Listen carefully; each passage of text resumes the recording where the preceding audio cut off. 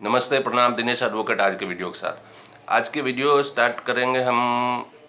प्रेमचंद का एक हमको लाइन याद आ रहा है कि नमक का दरोगा में उन्होंने लिखा कि मासिक वेतन पूर्णिमा का चांद है, जो एक दिन पूर्ण दिखाई देता है, उसके बाद घटते घटते एक दिन विलुप्त हो जाता है। लेकिन ऊपरी आमदनी वह जल स्रोत है जिसमें से जब जितना चाहो निकाल लो। तो 1 फरवरी, आज 2 फरवरी है, कल से जो है एक आदमी का, एक परिवार का, अपने हाईकोर्ट के बड़े भारी भरकम परिवार का आदमी का ऊपरी आमदनी का स्रोत जो है वो समाप्त हो गया। खूब कमाया, खूब छापा, खूब जो है सो मतलब बार और बेंच का ऐसा अनहोली यूनियन जो है वो कभी शायद ही देखा गया होगा पटना हाईकोर्ट के इतिहास में। खूब छापा, खूब कमा उमा के मोटा हो गया। अब जो है सो उसको कुछ हो जाएगा, फ़र्क नहीं पड़ता। और केंद्र सरकार भी उसी लोग का है, उसमें आप और हम कुछ कर नहीं पाइएगा। तो चुपचाप, हमारा यही नियति है, डेस्टिनी है कि हम लोग चुपचाप देखें जो हो रहा है, जो हुआ है पिछले 1 साल में, 1.25 साल में। अब एक ये जो कानून मंत्री के एक चमचे का याद आ गया हमको कि अब वो भी जज बनने का, हम समझते थे कि खाली सरकारी वकील बनने बनाने का ये जो है सो उपाय करेगा राजेश वर्मा। ये जो है सो अब जज बनने में नाम उसका भी भेज रहा है। अब समझ लीजिए कि अब हाईकोर्ट कहाँ जाएगा। इसको हम 20 साल से इसका चैम्बर में जाते थे, सतपथ वर्मा के चैम्बर में बैठता था। 20 साल से हम वहाँ देखे हैं इसको। इसका पिटीशन हमेशा दूसरा कोई लिखता है, इसके बदले बहस हमेशा सतपथ वर्मा करते थे।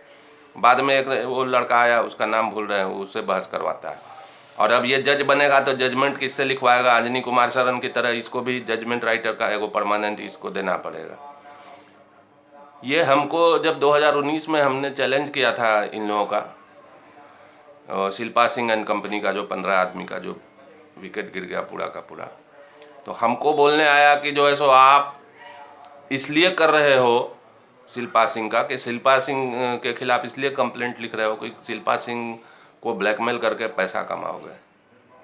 अरे राजेश वर्मा, कानून मंत्री का चमचागिरी करने वाला चमचा। शिल्पा सिंह जिस सेना में ब्रिगेडियर का नौकरी करती है, उस सेना का महासेनापति हैं ललित किशोर जी। उनसे पूछो जाके, मेरे घर पर 2 आदमी को भेजे थे कि नहीं हमारा जमीन खरीदने के लिए, जिस समय लाल बत्ती उनका हम उखड़वा दिए थे। लाल बत्ती के ऊपर जो है सो काला रंग का प्लास्टिक का थैला लपेट के चलते थे कुछ दिन तक, 2-3 महीना तक। तो भेजे थे कि नहीं? श्याम किशोर शर्मा सीनियर एडवोकेट को मेरे पास भेजे थे कि नहीं कि जाकर दिनेश को बोलो जैसा पैनल चाहेगा उसको वैसा पैनल दे देंगे।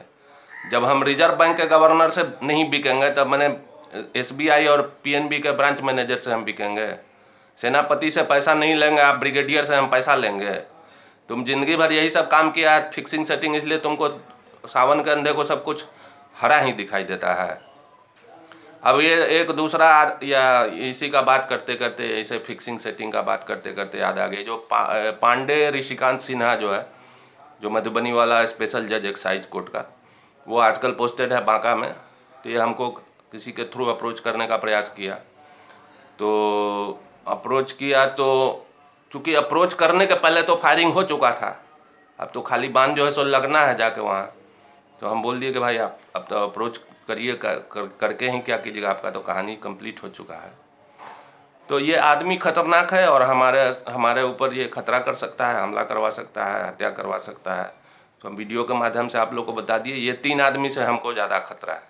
नंबर 1 ये पांडे ऋषिकांत सिन्हा, जो कि ये अभी प्रिंसिपल जज फैमिली कोर्ट है बांका में। नंबर 2 योगेश वर्मा और उसका बेटा अंशुल। और नंबर 3 में ये राजेश वर्मा। ये तीनों का तीनों सेटिंग फिक्सिंग का ये तीनों काम करता है। तीनों एक ही जाति का है। तीनों मिलकर मेरा हत्या करवा सकता है, कुछ हमारे ऊपर खतरा कर सकता है। कुछ होगा तो आप लोग इनको धरवाइएगा। और अब रह गया एक बात कि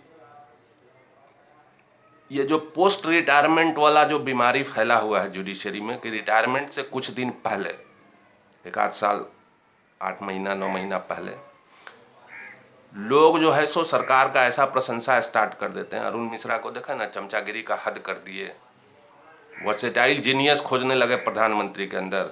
उस तरह का हमारे हाई कोर्ट में भी है, सब हाई कोर्ट में है। तो उस पर एक हमको रश्मि रथी में दिनकर जी का एक लाइन है, व्रत का परिनिर्वाह कभी ऐसे भी करना होता है, इस कर से जो दिया उसे उस कर से हरना होता है। यानी जो इस हाथ से दिया उसको दूसरे हाथ से छीनना होता है, उसी का आवश्यकता है। हाई कोर्ट जजेज को, सुप्रीम कोर्ट जजेज को देश में बहुत सम्मान मिला, बहुत हुआ सम्मान बेटा, बहुत हुआ सम्मान, बहुत सम्मान मिला है, बहुत इन लोगों को दिया गया। इस वजह से ये लोग स्वार्थी होकर सारा कुछ अप्रोप्रिएट, आर्बिट्रेशन भी यही करेगा। रिटायर्ड चीफ सेक्रेटरी क्यों नहीं कर सकता है? रिटायर्ड आईएएस ऑफिसर क्यों नहीं कर सकता है? रिटायर्ड चीफ इंजीनियर क्यों नहीं कर सकता है?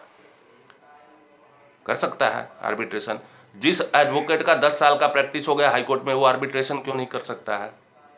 क्योंकि सब चीज को हम अपने कब्जे में ले लो, कमाने खाने का पूरा उपाय अपने कर लो, और पैसा लेके आर्बिट्रेटर का क्या काम है?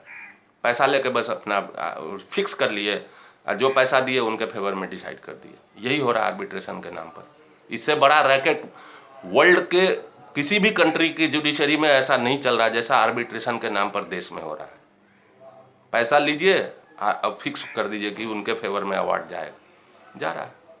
तो आर्बिट्रेशन का हो, चाहे ये जो रिटायरमेंट के बाद इन लोगों को मिलता है कमीशन और ट्रिब्यूनल का मेंबरशिप और चेयरमैनशिप, उसके लिए लड़िए सभी अधिवक्ता समाज के सभी लोग, चाहे आप देश के किसी भी कोने में हो, कि 10 साल की हाई कोर्ट में 10 साल की प्रैक्टिस कंप्लीट करने के बाद an advocate becomes as good as a high court जज, ही बिकम्स एलिजिबल।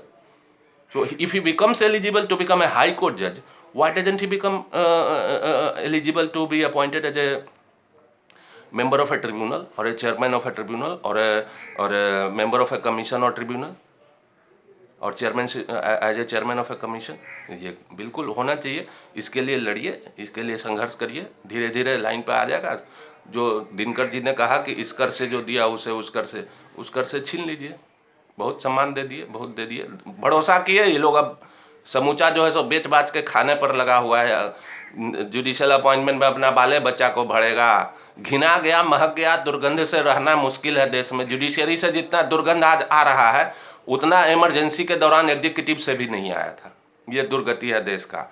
तो ये जो है सो हालत है। और अब एगो मामला छोटा सा रह गया कि कोर्ट खुलने का। अब तो सिनेमा हॉल भी खुल गया, अभी सब कुछ खुल गया। हाई कोर्ट में खाली 2-3 आदमी को जो है सो वायरस का खतरा है। उसमें से एक है ऑनरेबल चीफ जस्टिस साहब अपने करोल साहब, दूसरे हैं ललित किशोर, और जिनका बुढ़ापे में भी गोरई और चिकनई नहीं जा रहा है, और तीसरे हैं जो है सो शैलेंद्र सिंह। इसको तो, इसके लिए हम चूड़ी खरीद कर रखे हुए हैं, इसको चूड़ी पहनावेंगे जिस दिन भेटाएगा शैलेंद्र सिंह को। हम इस पर इतना आस्था रखे थे। ये आदमी ऐसा गिरा हुआ निकला, ऐसा मुंह का नामर्द निकला कि इसको मतलब बोलना ही बेकार है। तो ये लोग अब कोर्ट खोल दो भैया, नहीं तो अति हो रहा है। हो सकता है कि 15-19 तारीख से वकील जो है सो आउट ऑफ कंट्रोल हो जाएगा पटना हाई कोर्ट में। अब कोर्ट खोल दो। आप लोग अब नौटंकी करना बंद करो। बैठ के बहुत दिन कमाए खाए, सब कोई बैठ के नहीं कमा खा सकता है। सब वकील को आप लोगों के जैसा सुविधा नहीं है कि जज का चमचागिरी करके कमाने खाने का उपाय कर लेगा। इसलिए अब खोल दीजिए। बाकी सब नमस्ते प्रणाम।